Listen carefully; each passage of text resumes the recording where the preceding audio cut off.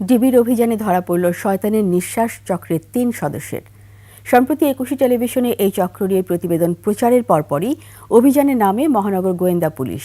আর অপরাধ চক্রের সদস্যরা জানান কিভাবে তারা ঘটিয়ে আসছেন এসব অপকর্ম।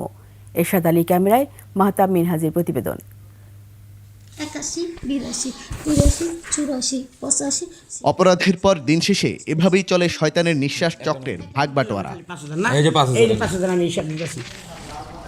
পপি, শারমিন আক্তার খুশি, সোনিয়া আক্তার ৩ জনই শয়তানের নিঃশ্বাস চক্রের সক্রিয় সদস্য।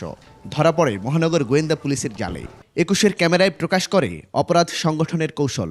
আমরা কাজ বিরানের পরে আমার কয় যে কে আগে যাইব, তখন বলি যে আমি যাবো কিন্তু হ্যাঁ গলায় কানে যদি থাকে এটা আমরা আইডিয়ার উপরে লই, তখন কই যে আপনার গলায় কানে যদি পিতল মিতল থাকে এটি খুললালন কম্পিউটারে চেক করে। প্রতারণার বিষয়টি পুরোপুরি স্বীকার না করলেও জানায় মূল অপরাধ ঘটায় তাদের ওস্তাদ বা চক্রের প্রধান।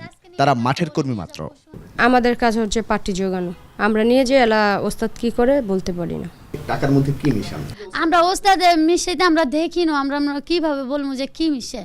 তবে তাদের হাতে আক্রান্ত ব্যক্তির পরিবার জানায় স্কোপোলামিনের মাধ্যমেই সম্মোহিত করা হয়েছে ভিকটিমকে।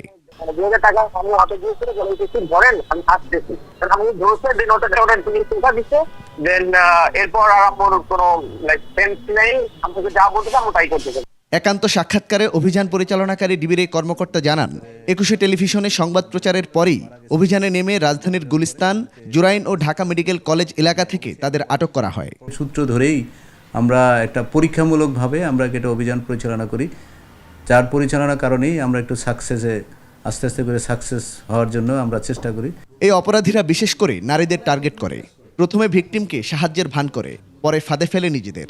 যারে টার্গেট করে ভিকটিমকে তাদের পক্ষ নেয় একজন।